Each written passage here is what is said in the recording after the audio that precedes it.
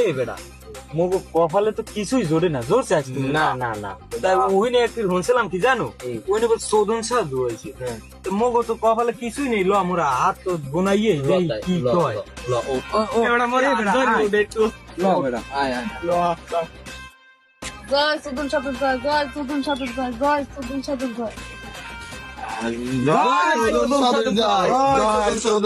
জয়।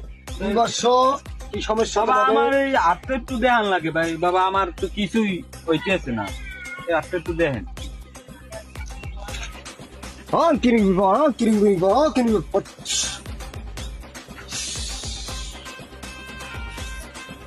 বর্ষ, তোমার হাতে একটা তিল দেখতে পাচ্ছি, তোমার হাতে অনেক টাকা পয়সা আসবে, তুমি কোটি কোটি টাকার মালিক হবা।